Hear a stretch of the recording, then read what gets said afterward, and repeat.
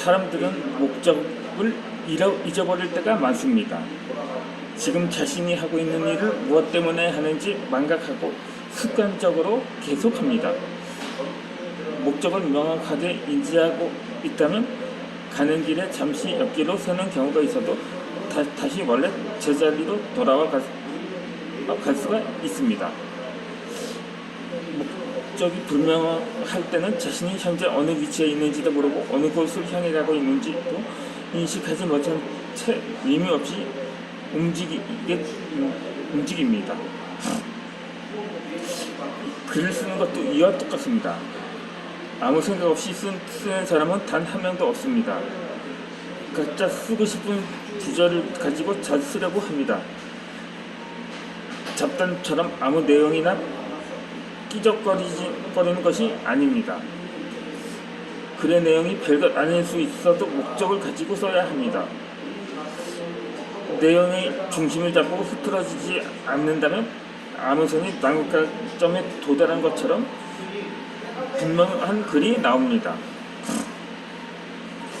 누구나 맛집에 다녀온 느낌과 감상을 쓸 수도 있고, 영화를 보고 리뷰도 쓸 수도 있고, 여행을 다녀온지 여행기를 쓸 수도 있습니다. 이런 것들은 저마다 목적이 뚜렷합니다. 저도 수학여행과 여름 캠프를 다녀와서 그때는 일기를 늘 집필을 하고 있었는데, 평상시에 쓰는 일기와도 다소 다르게 장문 형식으로, 그러니까 특별한 글을 남긴 적이 있었거든요. 그것이 쌓이다 보니까 제가 작가로서의 기반을 차츰 잡아가고자 했었던 거죠. 그렇게 일기장에다 덩달아 시도 기록을 하면서 내가 그러니까 글에 대한 어떠한 장르를 추구하느냐에 대한 목적도 생기게 되었고요.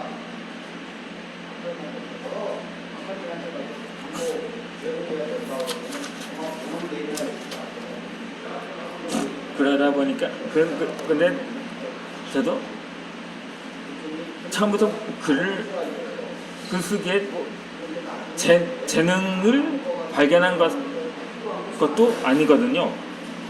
그렇게 꾸준히 쓰다 보니까 그 영향에 도달한 것일 뿐인 거죠.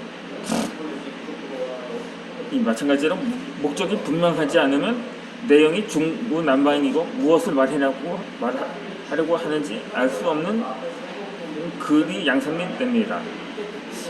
맛집에 대한 글인지 자신의 일상에 대한 이야기인지 혼동되어 글을 읽는 사람은 흥미가 없어집니다. 물론 자신의 일상을 쓴다는데 맛집이 일단 일상이, 그러니까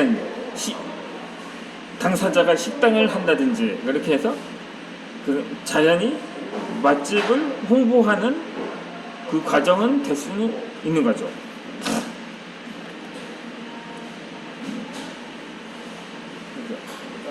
우리는 종종 도대체 무슨 이야기를 하는지 모를 글을 읽게 됩니다. 이런 거는 대부분 목적을 잊어버리고 옆길로 새서 그렇습니다. 비주얼, 구주얼 너무 많은 것을 이야기하다가 목적과는 상관없이 정확하게 늘어집니다. 목적을 분명하게 인식하고 쓰지 않으면 글이 다른 곳으로 가고 있다는 것을 깨닫지 못합니다.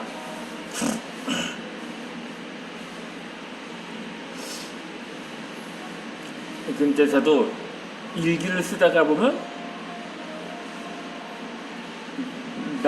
나만의 감정 같은 것을 표현을 할 때가 있었습니다. 그런 것처럼 분명하고 확실한 목적은 우리의 인생뿐만 아니라 글쓰기에도 큰 도움이 됩니다. 글을 쓰다가 막히면 당장 생각해 볼 수가 있습니다. 지금 쓰고 있는 글의 목적이 무엇인지를 말이죠. 그게 또 영상하고 다른 점이거든요. 물론 그것도 영상도 편집을 하면 되지만 지금 제가 진행하고 있는 영상은 무편집 영상이라 미리 생각을 하거나 대본을 작성해서 완전히 그것을 연결질 수 있게 해보는 거죠. 어찌되었든 목적을 잊은 사람에게는 글 쓰는 사람은 물론 읽는 사람에게도 고역입니다. 무슨 이야기를 하는지 이해하기 힘듭니다. 혹시 지금 읽고 있는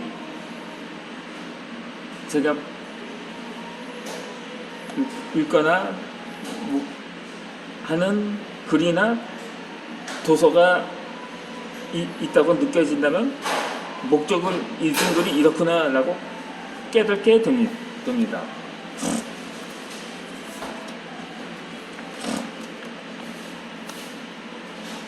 나는 초등학교 때부터 고등학교를 졸업할 때까지 일기 쓰기를 통한 이른바 글쓰기라는 것을 시작했습니다. 무슨 까닭에 일기를 쓰기 시작했는지는 그 목적은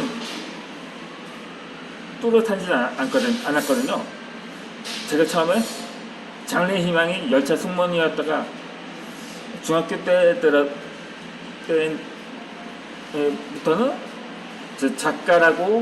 작가를 꿈을 갖게 된 것도 아마 그 일기 쓰기를 통해서 차츰 내 신경에 변화가 있었던 게 아니라 사료가 됩니다. 어쨌든 그날 일기의 경우는 그날 일어난 사건을 적기도 하고 나에게 있었던 일이라든가 학교 생활에 대한 이야기도 쓰게 됩니다.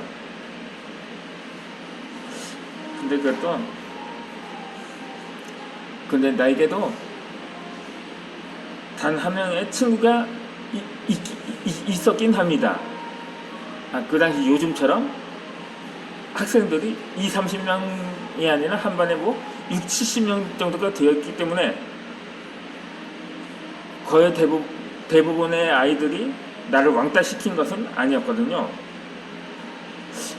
하지만 지금은 연락이 두절이 되었는데 그 친구에 대한 감정을 쓰기도 하고요. 또 글이라고 표현하기는 민망하지만 그래도 매일 공책 한 페이지를 외울 정도였으니까는 글이라고 해도 손색이 없었을 겁니다. 이 일기 쓰기는 그때부터 고등학교를 졸업할 때까지 계속되었습니다. 그러니까 학교를 졸업할 때까지 늘 노트에 그날 힘들었었던 일이나 즐거웠던 일들을 기록하곤 했었던 거죠. 그렇게 자판을 들어서 입력하지 않고 약간 약필이어도 굳이 공책에 적은 이유는 그때는 컴퓨터라는 게 보급되기 전이었는데 제가 컴퓨터를 접한 거는 중학교 때였는데 우리 집에 컴퓨터를 들어왔던 것은 20대 중반 때였거든요. 그러니까 제가 한참 만화를 그릴 때였는데 물론 제가 그때까지는 여전히 종이의 원고에다가 작품을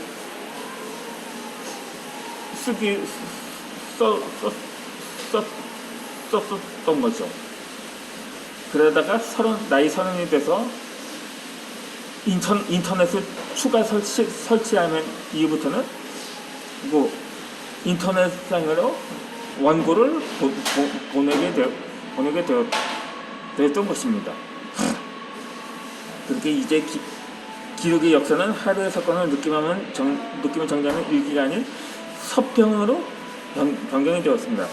이렇게 서평을 쓰자고 마음먹은 뒤로는 읽었던 모든 책의 서평을 남기고 싶어 나에게는 새로운 기록의 역사가 되고 있고, 그것이 바로 글을 쓰는 이유 중에 하나가 되었습니다. 제가 유튜브를 발견하기 전에는 제가 인터넷에서 온라인 서점 사이트에서 그 블로그를 통해서 제가 서평을 한 1년 정도 썼었거든요. 이 서평을 쓰다 보니 어느 순간 나 자신이 글을 쓰고 있다는 자각을 하게 되었습니다. 아니, 그것보다는 거의 사실 나의 글을 더욱 발전시키고자 했었던 거죠. 그렇게 또 나에 대한 내 글에 대해서 영역을 넓히기도 했었고요. 그 전까지는 글을 쓰고 있다고 여기지